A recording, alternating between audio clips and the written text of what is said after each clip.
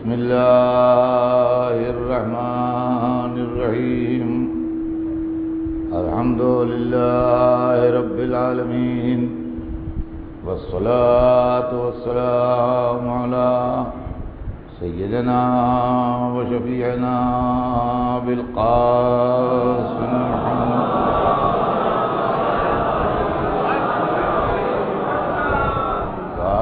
آله الطيبين الطاهرين المعصومين ولعنة الله على أعدائهم أجمعين من يومنا هذا إلى يوم الدين. أما بعد فقد قال الله سبحانه تبارك وتعالى في كتابه المبين وهو أصدق الصادقين ولا تلبسوا الحق بالباطل وتكتموا الحق وأنتم تعلمون. صلوات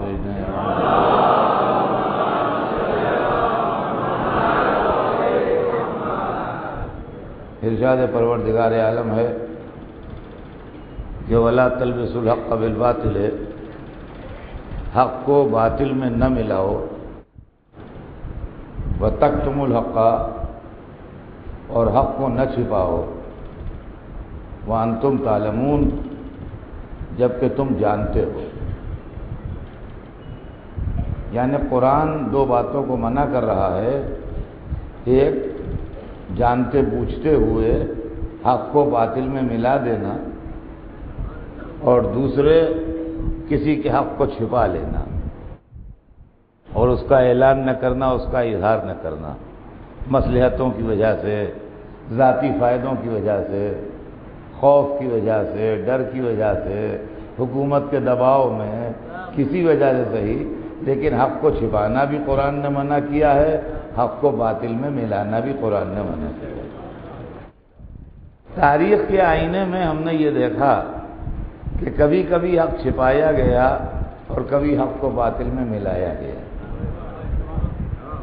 اس کی مثالیں بھی موجود ہیں کہ حق کو باطل میں ملایا گیا، اور اس کی مثالیں بھی موجود ہیں کہ حق کو چھپایا گیا.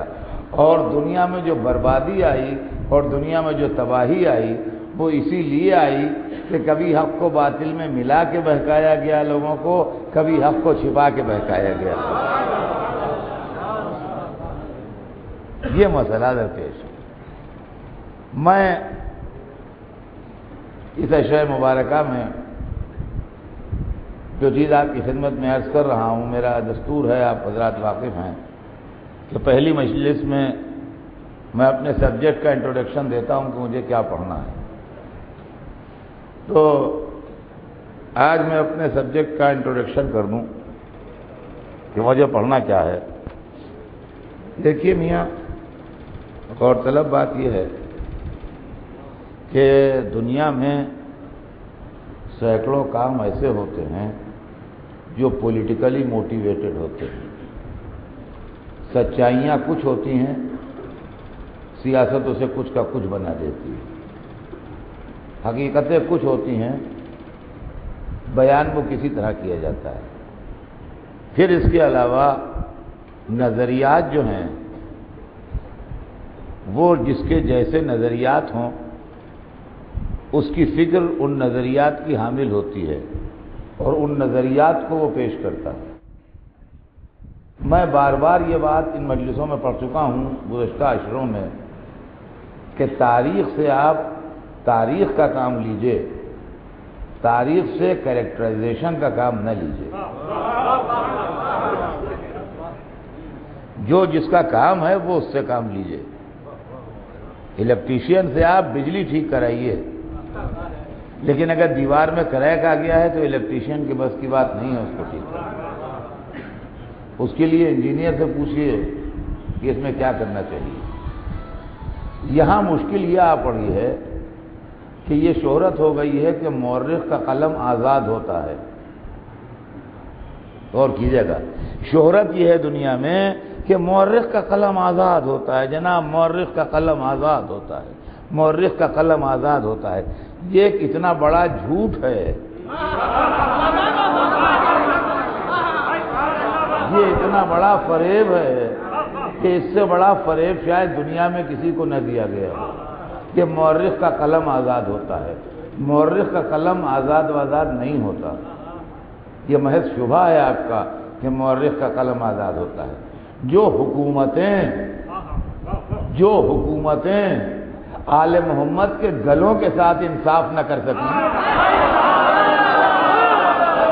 صلوات بھیج دیں محمد۔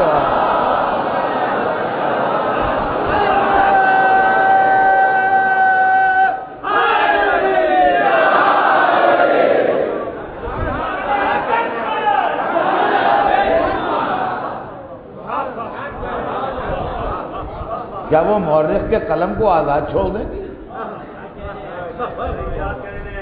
کیسی بھولی بھولی باتیں ہیں بچوں کو سمجھانے کے لیے۔ مورخ کا قلم علم آزاد نہیں ہوتا، اور تاریخ انفلوئنس میں ہوتی ہے حکومت کے۔ تاریخ انفلوئنس میں ہوتی ہے حکومت کے۔ ہمارے ایک دوست تھے حیدرآباد میں، باقر امانت خانی صاحب، بہت بڑے شاعر تھے، مرثیہ گو تھے، بڑے مشہور بزرگ تھے میرے، مگر محبت فرماتے تھے۔ ان کا ایک شعر مجھے یاد ہے کہ جس زمانے میں حیدرآباد جاتا تھا، اس زمانے میں انہوں نے کہا تھا تاریخ کے اوپر اس سے اچھا شعر میں نے نہیں سنا کہ جہاں میں کام سیاست کا کر گئی تاریخ، جہاں میں کام سیاست کا کر گئی تاریخ، جدھر تھی دولت دنیا ادھر گئی تاریخ۔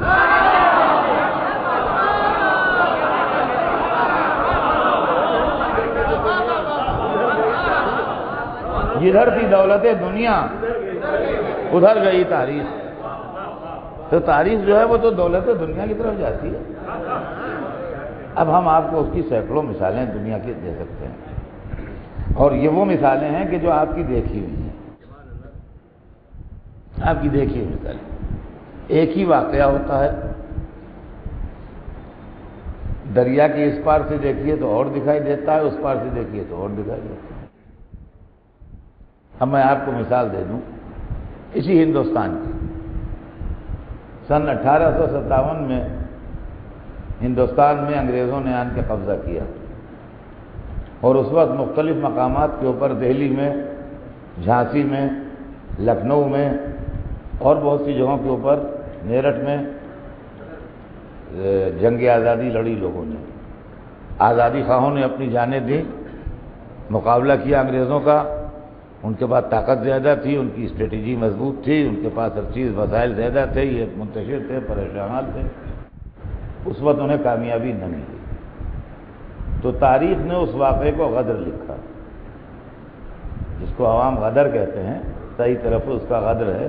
تاریخ نے اس واقعے کو غدر لکھا، سمجھے آپ؟ یہ لفظ غدر جو ہے، غدر کے نام سے 1947 تک مشہور رہا۔ غدر لکھا گیا، غدر پڑھا گیا، غدر بولا گیا، سب کچھ غدر رہا۔ اس لیے غدر رہا کہ برسر اقتدار حکومت کے خلاف بغاوت کی تھی لوگوں نے۔ لیکن جب ہندوستان آزاد ہو گیا تو اسی کا نام جنگ آزادی ہو گیا، اور اب یہ ہو گیا کہ نہیں، اپنے حق کے واسطے لڑے تھے ایک غاصب طاقت سے، تو غاصب طاقت سے لڑنے والے مجاہد آزادی ہیں، غدار نہیں ہیں۔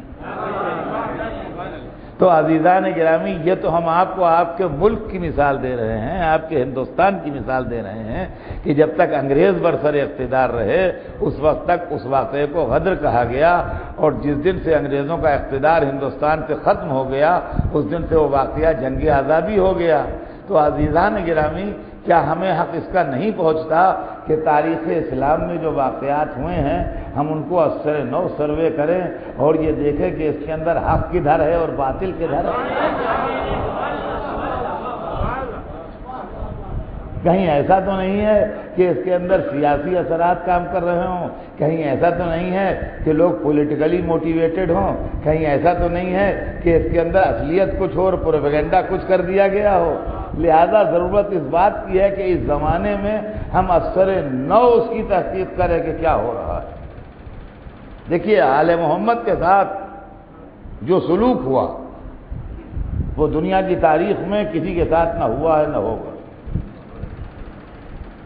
دنیا میں کسی مشن کے لیے، کسی مقصد کے لیے جب کچھ لوگ زحمتیں اٹھاتے ہیں، تکلیفیں جھیلتے ہیں، پریشانیاں اٹھاتے ہیں، قید و بند، قتل و غارت گری، مصیبت سب اٹھاتے ہیں، اگر وہ مشن کامیاب ہو جاتا ہے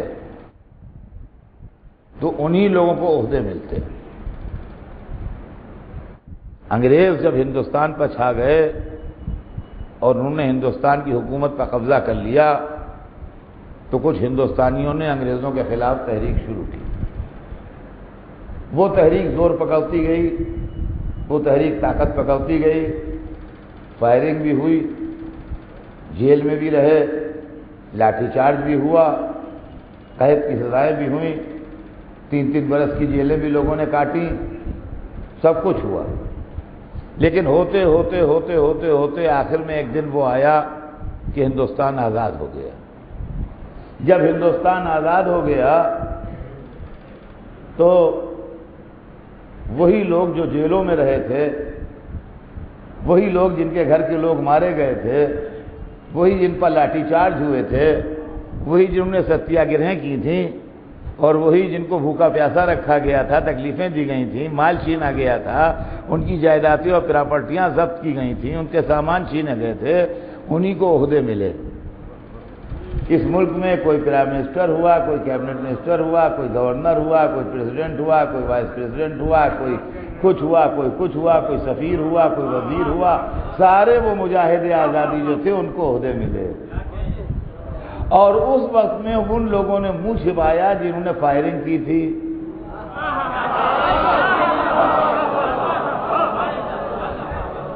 جنہوں نے تھانوں میں لوگوں کی پٹائیاں کی تھیں، جو لوگوں کے گھروں میں کودے تھے اور ان کا سامان لے گئے تھے، اور جنہوں نے ظلم و ستم و زیادتیاں کی تھیں، بہت ساروں نے ریزائن کر دیا، بہت سارے چلے گئے، بہت سارے ادھر ادھر ہو گئے، بہت سارے روپوش ہو گئے، بہت سارے چھپ گئے۔ ایک جنرل ڈائر تھا جس نے جلیانوالہ باغ میں فائرنگ کرائی تھی ہندوستانیوں کے اوپر۔ جلیانوالہ باغ کا قصہ آپ میں سے بہت سارے لوگ جانتے ہوں گے، سمجھے آپ ہندوستان کی ہسٹری میں مشہور قصہ ہے کہ بے گناہ ہندوستانیوں کے اوپر فائرنگ کر کے ان کی زمین کو ان کے خون سے لال کر دیا تھا۔ لیکن جب ہندوستان آزاد ہو گیا تو ہندوستان میں جنرل ڈائر کا کوئی مقام نہیں تھا۔ کیوں صاحب؟ اگر ہندوستان کی آزادی کے بعد ہندوستان کا پہلا پرائم منسٹر جنرل ڈائر ہوتا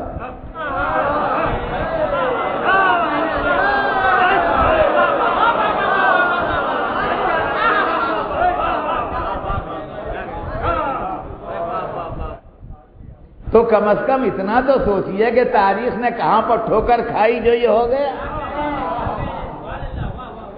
تاریخ نے کہاں پر ٹھوکر کھائی جو یہ ہو گیا، کبھی اتنا تو خیال فرمائیے۔ اس لیے کہ آل محمد جنہوں نے زحمتیں اٹھائیں، جنہوں نے تکلیفیں اٹھائیں، جنہوں نے غم برداشت کیے، کیا کچھ نہیں ہوا؟ سرور کائنات کے خاندان والوں کے ساتھ کیا سلوک نہیں ہوا؟ شاب ابو طالب میں محصور رہے، سوشل بائیکاٹ ہوا، کھانا پینا بند رہا، پانی اور کھانے کی تکلیف رہی 3 برس تک، پتھر مارے گئے، وطن سے نکالے گئے، نازیبا کلمے کہے گئے، قید کیے گئے، کلمہ گویوں کو رسیوں میں اور لوہوں کی زنجیروں میں جکڑ کے جلتی ہوئی مکے کی دھوپ میں لٹا دیا گیا۔ جو لوگ جا چکے ہیں حج کرنے وہ جانتے ہیں، جنہوں نے گرمیوں میں حج کیا ہے یا جو لوگ سعودی عرب میں جاب واب کے سلسلے میں رہے ہیں وہ جانتے ہیں کہ مکے کی دھوپ کیا چیز ہوتی ہے۔ میں نے بھی حج گرمیوں میں کیا تھا، مجھے گرمیوں کے حج کا اندازہ ہے کہ مکے کی دھوپ کیا ہوتی ہے۔ سائنٹیفکلی اس کی وجہ ہمیں معلوم ہے۔ ہندوستان جو ہے ذرا کھسکا ہوا ہے تو سورج ادھر ادھر ترچھا گزرتا ہے ادھر سے، تو شعاعیں جو ہے سورج کی ترچھی پڑتی ہیں ہندوستان کے اوپر، تو یہاں دھوپ میں وہ گرمی نہیں ہوتی۔ مکے کے بالکل اوپر سے سورج گزرتا ہے تو شعاعیں بالکل سیدھی پڑتی ہیں، اس لیے دھوپ میں گرمی بہت تیز ہوتی ہے، ایسا لگتا ہے جیسے اندر جسم کی اتری جا رہی ہیں سوئیاں گرمی میں۔ اس گرمی میں تپتے ہوئے پتھروں پر زنجیر میں جکڑ کے لٹا دیے جاتے تھے لوگ، اور نیزوں سے کوچے جاتے تھے، صرف اس خطا پر کہ وہ اللہ کو ایک کہہ رہے تھے۔ کسی کا مال نہیں چرایا تھا انہوں نے، کسی پر ظلم نہیں کیا تھا انہوں نے، کسی کو قتل نہیں کیا تھا انہوں نے، کسی کو برا نہیں کہا تھا انہوں نے، صرف اتنی سی خطا تھی، وہ کہتے تھے لا الہ الا اللہ محمد رسول اللہ۔ اس خطا کے اوپر ان کو کوچا جاتا تھا، اور کبھی کبھی ایسے کاری نیزے لگ جاتے تھے کہ وہ مر جاتے تھے۔ چنانچہ جناب عمار یاسر کے ماں باپ دونوں اسی تکلیف کے عالم میں رحلت فرما گئے، ان کو شہادت نصیب ہوئی۔ تو عزیزان گرامی، یہ حضرت بلال رسول اللہ کے مؤذن، ان کو یہی سب تکلیفیں دی گئیں، وہ زندہ بچ گئے وہ ایک الگ بات ہے، لیکن ان مصیبتوں سے وہ گزرے، اور تاریخ کے اندر بہترے نام ہیں کہ جو اس طریقے کی زحمتیں اٹھا چکے۔ لیکن لطف کی بات یہ ہے کہ جب اسلام کے پاس اقتدار آیا اور دولت آئی اور حکومت بنی اور وہ تحریک کامیاب ہوئی، تو وہی لوگ جو یہ کام کر رہے تھے وہی برسر اقتدار ہو گئے، اور آل محمد کو قتل کیا جانے لگا۔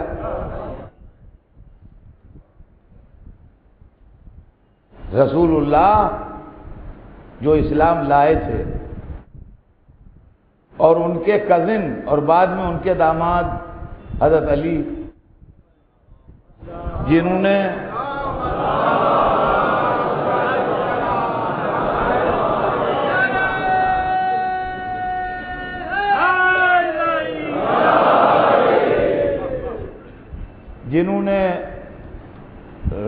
ان کی ہر قدم پر نصرت کی تھی، اور دعوت عشیرہ میں ان کی نصرت کا وعدہ فرمایا تھا، اور شب ہجرت اپنی جان بیچ کے ان کے بستر پر سوئے تھے، اور ہر لڑائی میں سر ہتھیلی پر رکھ کے ان کی طرف سے لڑے تھے۔ رسول کے دوسرے بھائی کزن، سگے تو تھے نہیں حضور کے کوئی بھائی، کزن تھے، تو دوسرے کزن حضرت جعفر،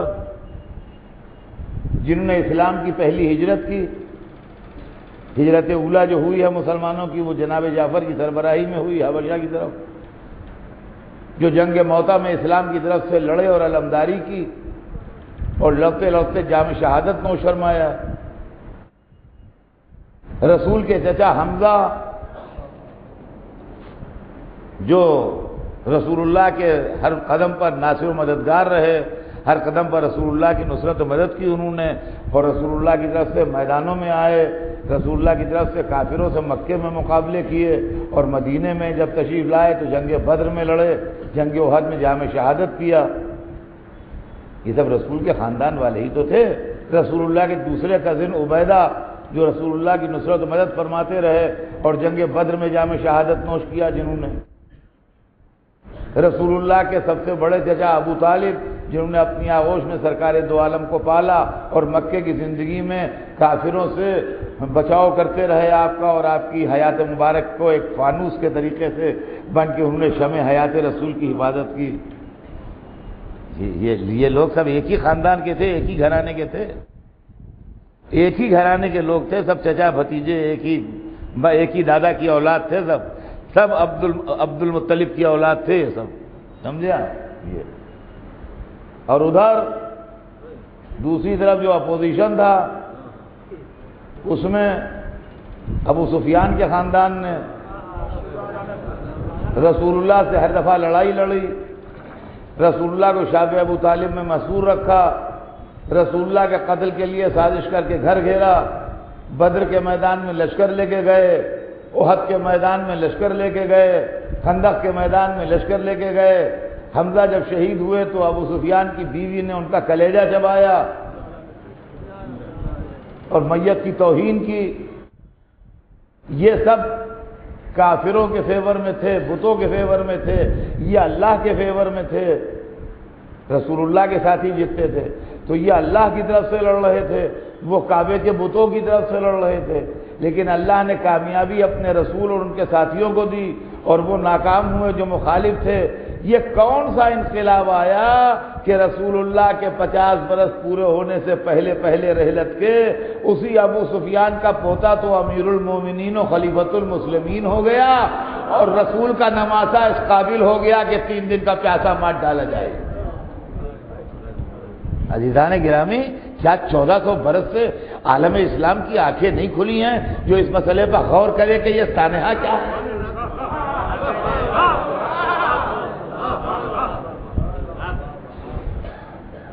یہ کیا ہو گیا اسلام کی تاریخ؟ اس کے ذمہ دار کون لوگ ہیں؟ کون سی سوسائٹی اور کون سا معاشرہ اس کا ذمہ دار ہے جو یزید کو تخت حکومت پر بٹھا دیتا ہے اور حسین کو شہید کر دیتا ہے؟ جب تک رسول زندہ ہیں، جب تک نقشے کچھ اور ہیں، جب رسول چلے گئے جب نقشے کچھ اور ہیں، جب تک رسول زندہ ہیں اس وقت تک فاطمہ کے دروازے پر سلام ہو رہا ہے۔ رسول دروازے پر بیٹی کھڑے، السلام علیکم یا اہل بیت النبوہ و معدن الرسالہ، کہ اہل بیت نبوت و معدن رسالت تم پر سلام ہو۔ اور آواز دے رہے ہیں کہ بیٹی اجازت ہے کہ باپ گھر میں آئے۔ یہ ہے ہسٹری، ہے تاریخ۔ جو بے اجازت کعبہ قوسین تک چلا جائے تو فاطمہ کے در پر کہہ رہا ہے بیٹی اجازت ہے باپ گھر میں آئے۔ یہ تہذیب خاندان رسالت ہے، اور بیٹی کے جواب بھی تاریخ کے اندر ہے، وہ بھی ہے الحمدللہ، کہ وہاں سے جواب دیتی تھیں کہ آئیے بابا تشریف لائیے، البیت بیتک والامۃ امتک، کہ بابا تشریف لائیے، یہ آپ ہی کا گھر ہے اور میں آپ کی تمیز ہوں، تشریف لائیے۔ یہ بیٹی جواب دیتی تھی باپ کو، تو یہ احترام تھا کہ بغیر پکارے ہوئے بیٹی گھر میں نہیں چلے گئے۔ حالانکہ باپ بھی تھے، ویسے کوئی باپ بھی اپنی بیٹی کے گھر میں چلا جائے کوئی بات نہیں ہے، باپ بھی تھے اور رسول بھی تھے۔ رسول ہمارے گھر میں آ جائے معاذ کیا کوئی کسی کو کچھ اعتراض ہوگا؟ لیکن یہ کہ تہذیب خاندان رسالت میں فاطمہ زہرا تھی، جن کو اجازت لے کے جاتے تھے، جب سفر میں جانے لگتے تھے سب سے آخر میں فاطمہ سے ملنے آتے تھے، اور جب واپس آتے تھے سب سے پہلے بیت الشرف فاطمہ میں جاتے تھے۔ 2-4-10 دفعہ کے بعد جب لوگوں نے یہ محسوس کیا کہ یا رسول اللہ، ہاں جب باہر سفر میں تشریف لے جاتے ہیں تو پہلے صاحبزادی آخر میں صاحبزادی کے گھر پر جاتے ہیں، اور جب آتے ہیں تو پہلے تشریف لے جاتے ہیں، اس میں کوئی راز ہے؟ کہا ہاں، اس میں راز یہ ہے کہ میں چاہتا ہوں میرے اور فاطمہ کے درمیان فراق کا وقفہ جتنا کم ہو اتنا اچھا۔ تو آپ سمجھیے رسول اللہ فاطمہ کے فراق کو منٹوں میں ناپتے تھے، گھنٹوں میں بھی نہیں، منٹوں میں، کہ اگر وہاں 10 منٹ بیٹھ گئے تو اس کا 10 منٹ ادھر کم ہو جائیں گے، لہذا پہلے ادھر جاؤ پھر ادھر جاؤ۔ یہ شان تھی۔ اور نواسے تھے تو کبھی دوش پہ ہیں، کبھی زبان چوس رہے ہیں، کبھی نماز میں پشت پہ ہیں، کبھی رسول مسجد میں مرکب بنے ہیں۔ یہ رسول کے کمال اخلاق اور نرم دلی اور ایک عظیم ہستی ہونے کا ثبوت تھے یہ سب واقعات، سمجھے؟ اور بچے رسول کے کلیجے سے لگے ہیں، حدیث ارشاد فرما رہے ہیں الحسن والحسین سیدہ شباب اہل جنہ، حسن و حسین سردار ہیں جوانان جنت کے، حسن منی و انا منہ، حسن مجھ سے ہے میں حسن سے ہوں، حسین منی و انا من الحسین، حسین مجھ سے ہے میں حسین سے ہوں۔ اور عزیزان گرامی، یہ وہ منزل ہے کہ جو ہر ایک کے حصے میں نہیں آئی، جو حسنین کے حصے میں جو عزت آئی وہ ہر ایک کے حصے میں نہیں آئی۔ اس کا مطلب یہ نہیں ہے کہ میں کسی کی برائی کر رہا ہوں۔ کتابیں ایک سے ایک عمدہ ہو، ایک سے ایک اعلیٰ کتابیں ہیں۔ ہر کتاب کوئی خدا نہ کرے بری کتاب تھوڑی ہے۔ دینی کتابیں ہیں، مذہبی کتابیں ہیں، دعاؤں کی کتابیں ہیں، فقہ کی کتابیں ہیں، تفسیر کی کتابیں ہیں، لیکن کتاب کتنی ہی اعلیٰ کیوں نہ ہو، قرآن پر نہیں رکھی جائے گی۔ قرآن پر نہیں رکھی جائے گی۔ کتاب کتاب ہے، کتاب دعاؤں کی کتاب ہے، مفاتیح ہے۔ مسجد میں رہتی دعائیں ہیں، اس کے اندر سب اچھی اچھی باتیں ہیں، ایک بات کوئی خراب نہیں لکھی ہوئی ہے اس کے اندر، لیکن جب شب قدر میں اس میں رکھا جاتا ہے تو قرآن ہمیشہ اوپر رکھا جاتا ہے، مفاتیح ہمیشہ نیچے رکھی جاتی ہے۔ کبھی آپ نے دیکھا کسی نے قرآن کے اوپر مفاتیح رکھ دی ہے؟ معلوم ہے کہ قرآن کا قرآن رکھا جاتا ہے، کتاب قرآن پہ نہیں رکھی جاتی۔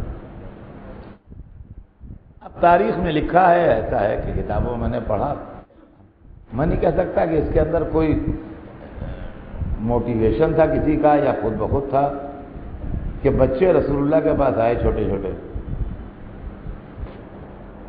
اور کہنے لگے آپ حسنین کو بٹھاتے ہیں، گودیوں میں کندھے پر لیتے ہیں، ہمیں بٹھائیے۔ اب ہماری سمجھ میں نہیں آتا کہ بچے سکھا کے بھیجے گئے تھے کہ خود سے آئے تھے۔ یہ میں نے نہ کہیں پڑھا نہ دیکھا، اس لیے مجھے معلوم نہیں، میں کچھ نہیں کہہ سکتا، لیکن ایک بات ضرور کہتا ہوں میں کہ میرے بھی بچے ہوئے اور آپ کے بھی ماشاءاللہ بچے، تو لیکن بچہ اپنے باپ سے ضد کرتا ہے کہ ہمیں گود میں لیجیے، دوسرے کے باپ سے نہیں ضد کرتا۔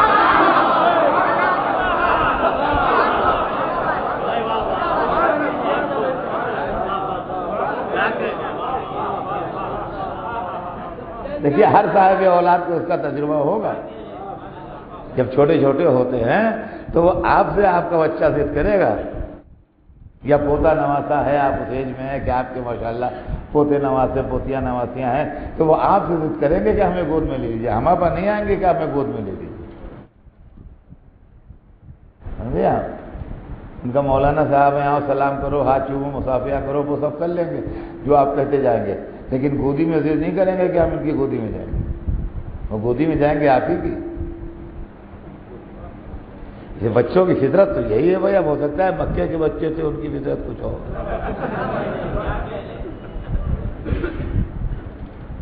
بال بچے آئے اور آنے نے کہا کہ آپ حسنین کو گود میں لیتے ہیں، ہمیں بھی لیجیے۔ رسول صاحب خلق عظیم ہے، ہم کہتے ہیں بچوں سے کسی نے کہی دیا تو بچوں کی کیا خطا ہے اس میں؟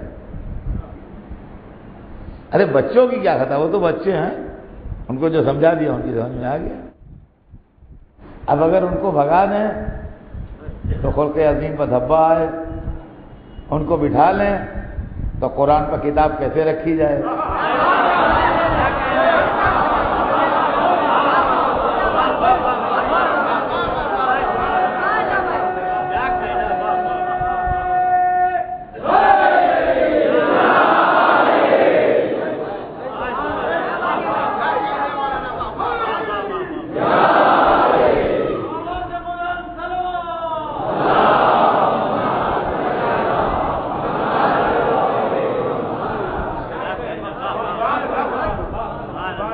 اب کیا کیا جائے؟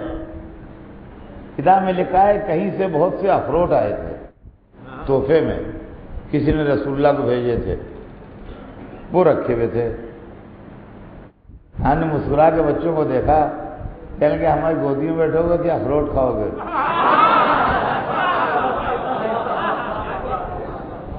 بچے تو بچے، کہنے کہ اخروٹ کھائیں گے۔ کہا دامن پھیلاؤ، سب دامن پھیلائے کھڑے ہو گئے، مٹھی بھر بھر کے اخروٹ سب کو دیے، بچے خوشی خوشی اپنے گھر چلے گئے۔ نہ قرآن پر کتاب آئی، نہ خلق عظیم پر دھبا آیا۔ صلوات بھیج دیں محمد۔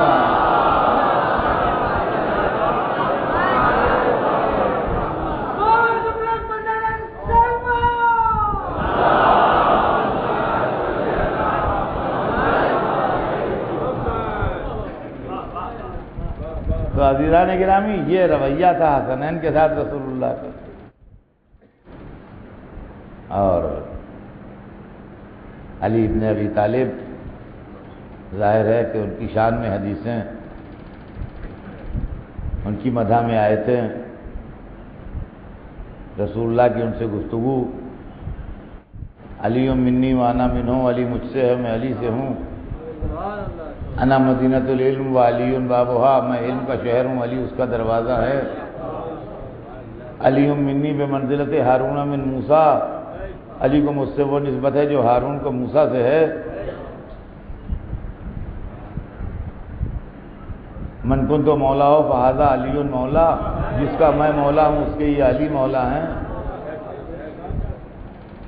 حدیثیں ہیں، یہ سب کچھ رسول اللہ کی زندگی تک تھا، اور حیات رسول کے بعد یہی فاطمہ ہیں جو دربار میں کھڑی ہیں، یہی علی و حسنین ہیں جن کی گواہی رد ہو رہی ہے، یہی علی ہیں جن کے خلاف ممبروں پر جملے کہے جا رہے ہیں، یہی حسن ہیں جن کے ہوتے ہوئے دوسرے کے ہاتھ پر بیعت ہو رہی ہے، یہی حسین ہیں کہ جو کربلا میں 3 دن کے بھوکے پیاسے شہید کیے جا رہے ہیں۔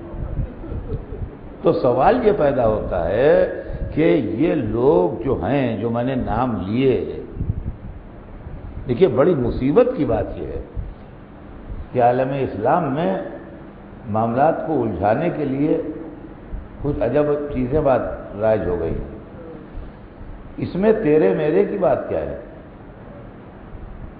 یہ ہستیاں مولا علی، جناب فاطمہ، امام حسن، امام حسین، یہ کسی کی طرح پڑتی ہیں؟ یہ کسی کی جائیداد ہیں؟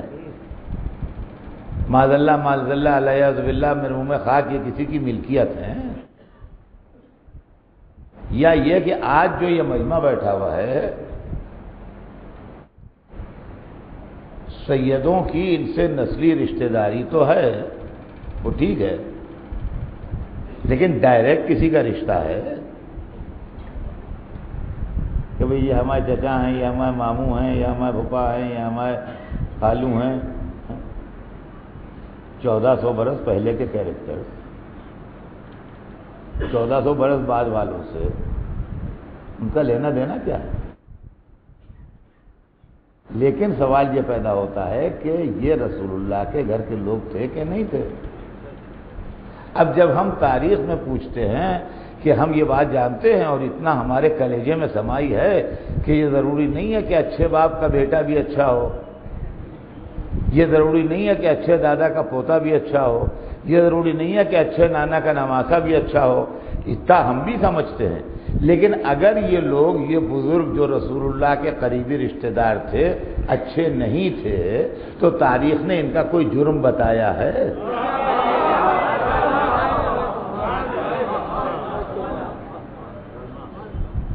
ان کی کوئی خطا بتائی ہے کہ صاحب یہ باتیں تھیں؟ تھے تو بڑے اچھے خاندان کے، مگر باتیں ایسی تھیں؟ ہوتا ہے، اچھے باپ کا لڑکا خراب نکل جاتا ہے، یہ دنیا میں ہوتا ہے، کوئی نئی بات نہیں کہ باپ ان کے بہترین تھے، کیا کہنا، لیکن ان کے اندر وہ عادتیں نہیں ہیں، وہ حرکتیں نہیں ہیں، یہ ہوتا ہے۔ لیکن اس کے اندر ایک فہرست ہوتی ہے کہ وہ با اخلاق تھے، یہ بد اخلاق ہیں، وہ ایماندار تھے، یہ چور ہیں،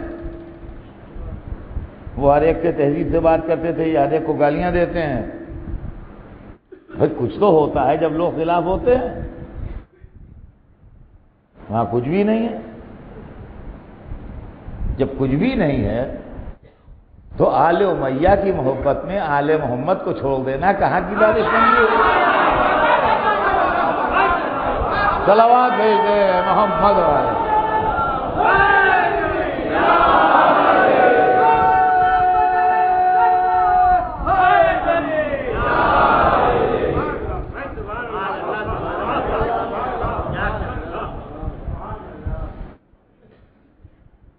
غور طلب بات ہے، دیکھیے اس کے اندر جذباتی ہونے کی ضرورت نہیں ہے، اسی لیے میں جذباتی انداز میں ادا بھی نہیں کرتا ہوں بات کو، آہستہ آہستہ سکون کے ساتھ بات عرض کرتا ہوں تاکہ سامعین جو ہیں وہ اس پر غور کریں اور ان کی فکر کا جذبہ جو ہے وہ جاگے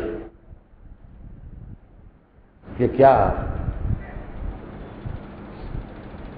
یہ بات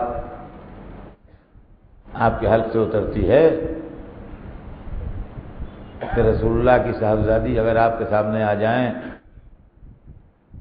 اور کسی چیز پر دعویٰ کرے کہ یہ میری ہے تو آپ ان سے گواہ مانگیں گے؟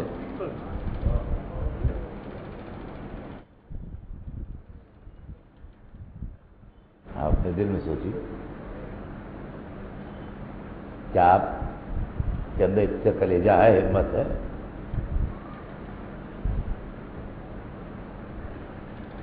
ہم آپ کی بات پر اگر کہتے ہیں کہ سچ بتائیے کہ آپ سچ بول رہے ہیں تو آپ کو برا لگ جائے گا، مولانا نے مجھ پر اعتبار نہیں کیا تو ہم آپ پر اعتبار میں تھوڑی کمی کریں تو آپ کو برا لگ جائے۔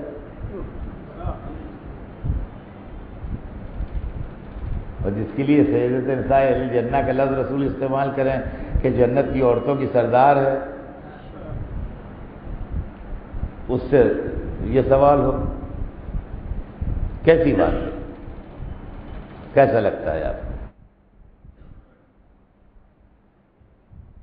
حضرت علی زندگی بھر رسول کے ساتھ رہے، رسول کے صحابی تھے، رسول کے کزن تھے، رسول کے داماد تھے، ہم کو 70 برس تک ممبروں کو برا کہا گیا۔ ایک دو دن نہیں، 70 ایئرس، 70 برس میں 3 جنریشنز آ جاتی ہیں، سمجھے؟ ٹرن اوور ہو جاتا ہے 3 جنریشنز کا 70 برس میں۔ علی برے کہے گئے، جو پیدا ہوا تھا اس وقت جب علی کو برا کہا جانا شروع کیا گیا تھا، جب وہ 70 برس کا بڈھا بیٹھا ہوا تھا ممبر کے نیچے، تب بھی علی برے کہے جا رہے تھے۔ جی، اور کون کہہ رہا تھا؟ امام جمعہ، جو لوگ جمعہ کی نماز پڑھاتے تھے وہ کہہ رہے تھے۔ کیوں صاحب؟ ہم آپ سے انصاف سے پوچھتے ہیں کہ امام جمعہ جو ہوتا ہے وہ سوسائٹی کا معمولی آدمی نہیں ہوتا ہے۔ امام جمعہ سوسائٹی کا ایک پڑھا لکھا آدمی ہوتا ہے، ایک عالم آدمی ہوتا ہے، جو جمعے کی نماز کی قیادت کرتا ہے، جمعہ پریئر لیڈ کرتا ہے۔ امام جمعہ معمولی ایسا ویسا آدمی نہیں ہوتا ہے۔ اور جو آدمی جمعے کے دن نماز پڑھاتا ہے، عالم، وہ بقیہ ہفتے کے 6 دن جو ہوتے ہیں یا تو کہیں درس دیتا ہے، یا کوئی کتاب لکھتا ہے، یا حدیث بیان کرتا ہے، یا تفسیر بیان کرتا ہے، اسی طرح کے مذہبی کام کرتا ہے۔ وہ سبزی نہیں بیچتا ہے۔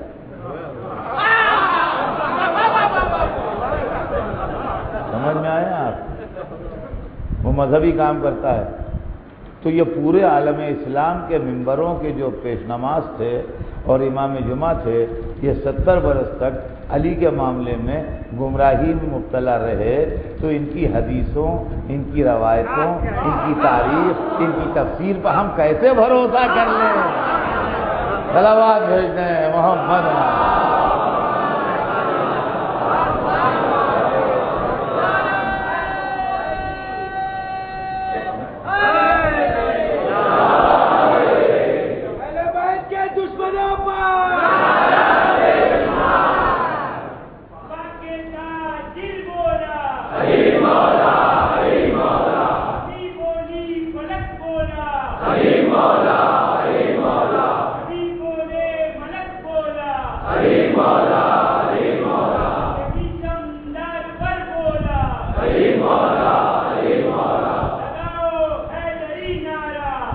مولا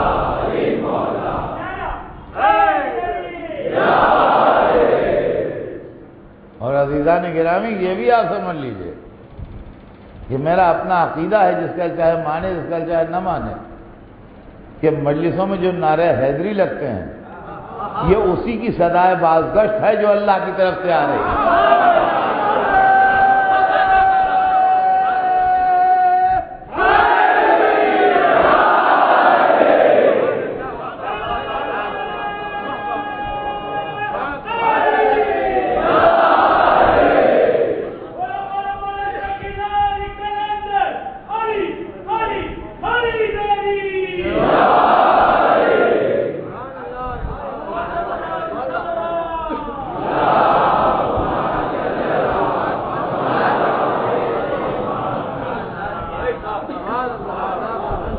یہ انتظام قدرت ہے کہ جو ایک قوم کو پیدا کر دیا کہ وہ علی علی کر رہی، علی علی کر رہی۔ اور عزیزان گرامی جتنا علی علی کرتے رہیے گا اتنا ایمان میں تازگی پیدا ہوتی رہے گی۔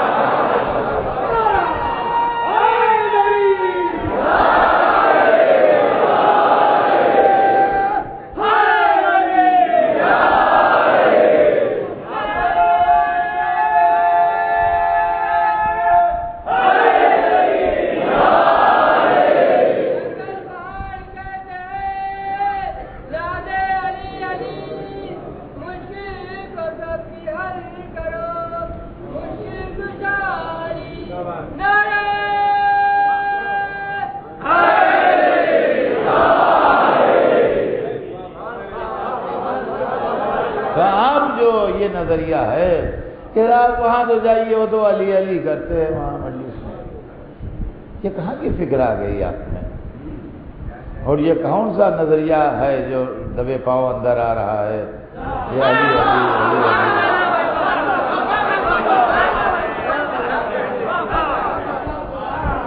علی علی کے بغیر ہے کیا؟ علی کے بغیر ہے کیا؟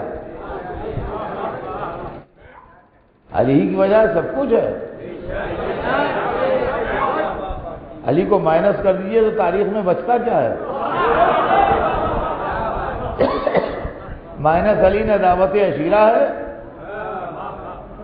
نہ شب ہجرت ہے، نہ میدان بدر ہے، نہ جنگ احد ہے، نہ جنگ خندق ہے، نہ جنگ خیبر ہے، نہ جنگ حنین ہے، نہ غدیر خم ہے۔ مائنس علی نہ دین رسول ہے، نہ نسل رسول ہے، نہ آل رسول ہے۔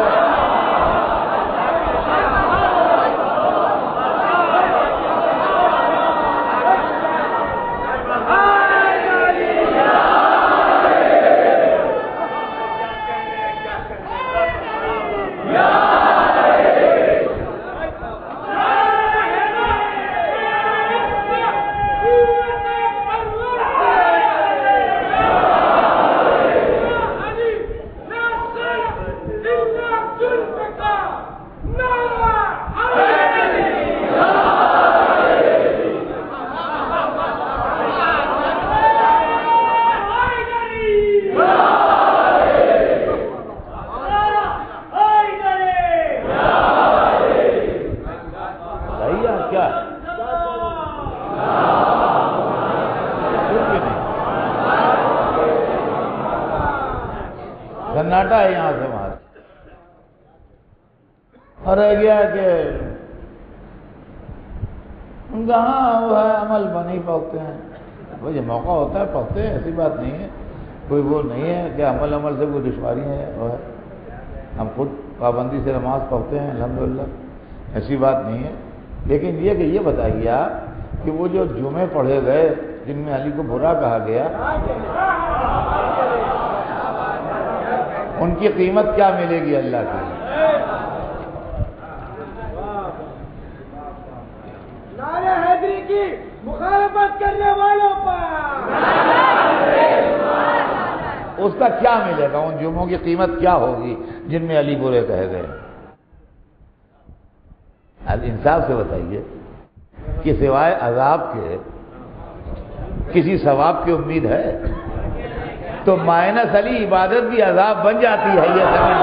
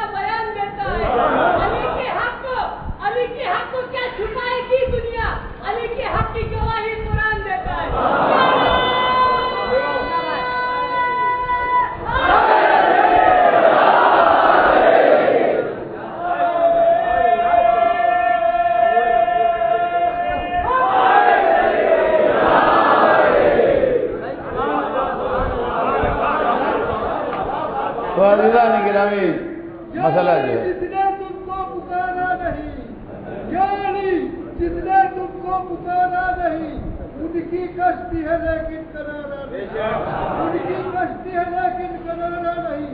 خود کے میدان میں ممبر بنا کے بولے نبی، یہ ممبر علی کا ہے تمہارا نہیں، یہ ممبر علی کا ہے تمہارا نہیں۔ پر محمد والے محمد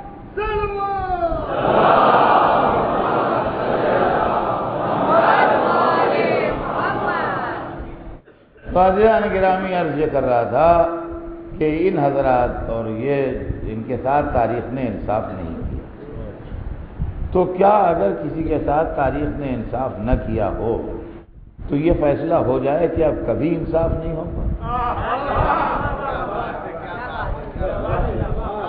یعنی اگر ہمارا حق مدتوں نہیں ملا تو کیا اب ہمیں مایوس ہو جانا چاہیے کہ اب نہیں ملے گا؟ اس لیے کہ ہر انسان نیا ہے۔ ٹھیک ہے، واقعہ 1400 برس پرانا ہے، مگر ہم 1400 برس کے تھوڑی ہیں۔ ہمیں تو اب معلوم ہوا، جب ہم پیدا ہوئے، سمجھدار ہوئے، ہوشیار ہوئے، تو ہمیں معلوم ہوا۔ واقعہ پرانا ہے بے شک، لیکن ہمیں تو آج معلوم ہوا۔ تو کیا ہمارا حق نہیں پہنچتا بحیثیت مسلمان کے کہ ہم اس مسئلے پر غور کریں کہ اس کے اندر کہاں پر گڑبڑ ہوئی؟ لہذا میرا موضوع جو ہے اس سال کا وہ یہ ہے کہ میں ان معاملات کی انکوائری کروں گا اور ان معاملات کی تحقیق کروں گا جو آل محمد کے خلاف حکومت کے زیر اثر، اقتدار کے زیر اثر، دولت کے زیر اثر، طاقت کے زیر اثر واقعات ہوئے ہیں، ان واقعات کی تحقیق کی جائے تاکہ یہ اندازہ ہو کہ صحیح اسلام کیا ہے۔ اس لیے کہ آج اسلام جن حالات سے گزر رہا ہے، ضرورت اس بات کی ہے کہ دنیا کے سامنے ریئل اسلام پیش کیا جائے، اور جب تک آپ دنیا کے سامنے اہل بیت کا اسلام پیش نہیں کریں گے اس وقت تک لوگوں کو شکایتیں رہیں گی۔ اس لیے کہ حکومت کا اسلام اسلام نہیں ہے، ملوکیت ہے۔ اور ہمارا حکومت کا اسلام اسلام نہیں ہے، ملوکیت ہے۔ لہذا اسلام اگر پیش کرنا ہے تو رسول والے رسول ہی والا اسلام پیش کرنا ہوگا، کردار والا اسلام پیش کرنا ہوگا۔ آپ وہ سا اسلام اگر پیش کریں گے جو بے گناہوں کو قتل کر دیتا ہے، سروں کے مینار بنا دیتا ہے، انسانوں کو موت کے گھاٹ اتار دیتا ہے، تو لوگوں کو نفرت ڈیولپ ہوگی اور کچھ نہیں ہوگا۔ آپ وہ اسلام پیش کیجئے جو پیاسے دشمن کو پانی پلاتا ہے۔ عزیزان گرامی، حسینی اسلام پیاسے دشمن کو پانی پلانے کا نام، یزیدی اسلام 6 مہینے کے پیاسے بچے کو تیر مار دینے کا نام۔ دونوں واقعات ایک ہی تاریخ کے ہیں، وہی کربلا کے واقعے میں حر کے لشکر کو سیراب کرنا بھی شامل ہے، اور اسی کربلا کے واقعے میں علی اصغر کی نازک گردن پر تیر کا پڑنا بھی شامل ہے۔ تو عزیزان گرامی، یہ کیریکٹر اور کیریکٹر کی بات ہے، نظریے اور نظریے کی بات ہے۔ حسین کا قافلہ منزل اشراف کے قریب تھا جب آپ کے ساتھیوں میں کسی نے نعرہ تکبیر بلند کیا تو دوسرے نے پوچھا کہ کیا ہے؟ کہا ہم کسی بستی کے قریب پہنچ رہے ہیں، دور سے ہمیں درختوں کی پھنگیاں دکھائی دے رہی ہیں۔ حسین نے یہ سن کے سر اٹھایا اور آگے کے منظر کو دیکھا کہ درختوں کی پھنگیاں نہیں ہیں، یہ نیزوں کی نوکیں ہیں، اور یہ لشکر تم سے مقابلے کو آ رہا ہے۔ اور آہستہ آہستہ جب لشکر قریب آتا گیا تو منظر صاف ہوتا گیا۔ حر کا رسالہ تھا جس میں 2000 آدمی تھے، اور وہ امام حسین کو تلاش کرتا ہوا آ رہا تھا، مگر راستے میں اس کا پانی ختم ہو گیا تھا، اور وہ پیاس سے بے حال تھا۔ ساقی کوثر کے لال نے پیاسا دشمن دیکھا۔ بہت آسان تھا پیاسے دشمن کو مار لینا، لیکن پیاسوں کو مارنا یزیدی اسلام ہے، حسینی اسلام نہیں۔ پیاسوں کو مارنا یزیدی اسلام ہے، حسینی اسلام نہیں۔ فوراً جیسے ہی سامنے آیا لشکر پیاسا، فوراً اپنے کمانڈر کو حکم دیا، جو ان کا چھوٹا بھائی بھی تھا اور ان کی فوج کا سردار بھی تھا، کہا ان کو سیراب کرو، بلا شرط، انکنڈیشنل، بغیر کوئی بات کیے ہوئے سب سے پہلے ان کو پانی پیش کیا گیا۔ وہ پانی پیتے رہے، ان کی پیاس بجھتی رہی۔ انہی میں ایک شخص تھا جو اتنا پیاسا تھا کہ وہ کہتا ہے کہ مجھے پانی دیا جاتا تھا، اس کا نام تاریخ نے مہاجر ابن اوس لکھا۔ مہاجر ابن اوس کہتا ہے کہ مجھ کو مشق دی گئی، میں نے گھبرا کے اس طرح مشق کھولی کہ سارا پانی بہہ گیا بوکھلاہٹ میں، اور میں پی نہ سکا۔ تو حسین کے خادم نے مجھے دوسری مشق دی، میں اتنا پیاس کی شدت میں بوکھلایا ہوا تھا کہ اس کا پانی میں نے بہا دیا، اور وہ پانی میں پی نہ سکا۔ تو کہتے ہیں ایک بزرگ کرسی پہ بیٹھے ہوئے تھے، یہ منظر دیکھ رہے تھے، وہ اٹھے، انہوں نے ایک مشق اٹھائی، اپنے ہاتھ سے اس کا رسنا کھولا اور بڑے پیار سے مجھے پانی پلایا۔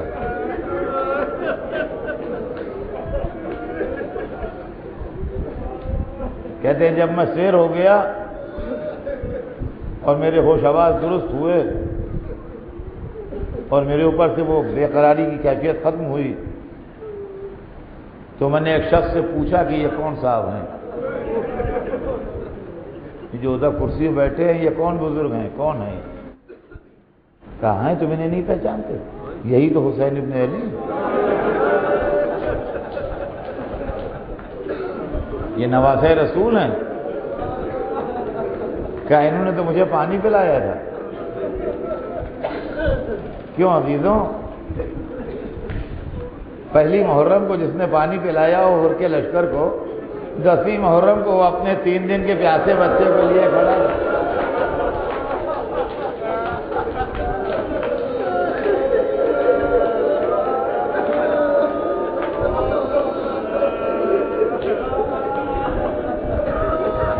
وہ کہہ رہا تھا کہ اگر میں خطاوار ہوں تو یہ بچہ تو معصوم ہے، اس کو پانی پلا دو۔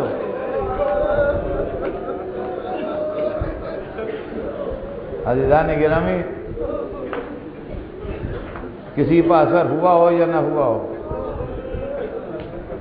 لیکن حر پر اس واقعے کا اثر ہوا، اور عاشور کے دن سویرے وہ دشمنوں سے اپنے سارے رشتے توڑ کے اپنے جوان بیٹے کو ساتھ لیے ہوئے امام کی خدمت میں آ گیا، اور آنے کے بعد اپنا سر قدموں پر رکھ دیا، حل لی توبہ، سیدہ کے لال کیا میرے لیے بھی توبہ ہے؟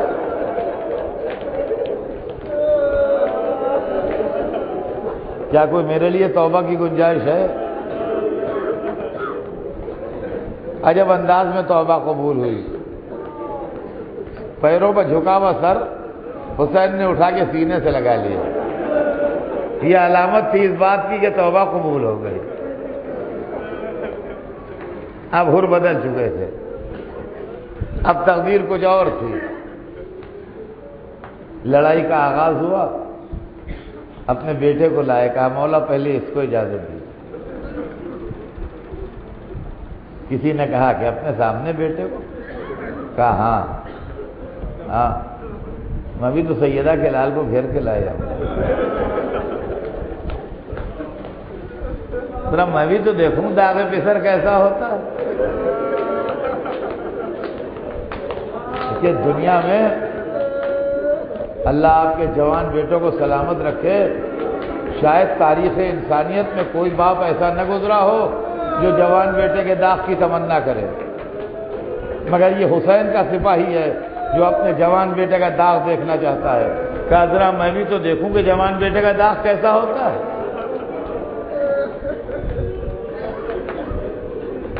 ہاتھ جوڑ کے خوشامد کر کے اس نے اجازت دے ہی دی. اور تاریخ بتاتی ہے بہادر باپ کا بہادر بیٹا اس شان سے لڑا کہ دشمن کے چھکے چھڑا دیے. لڑتے لڑتے جب زخمی ہوا تو امام کو نہیں پکارا، باپ کو آواز دی. اور باپ تیزی سے بیٹے کی آواز پر گیا بھی، لیکن چونکہ عاشور کا سویرا تھا، ابھی حسین تازہ دم تھے، وہاں جو گیا تو دیکھا حسین پہلے سے موجود ہے. حسین پہلے سے موجود ہیں. اور منظر یہ ہے کہ اس کا سر دانوں پر لیے بیٹھے ہیں، رومال مبارک ہاتھ میں ہے. دیکھ کے تڑپ گیا. ارے یا ابا عبداللہ آپ تشریف لے آئے. اے مولا آپ نے زحمت کی، آپ کیوں آ گئے؟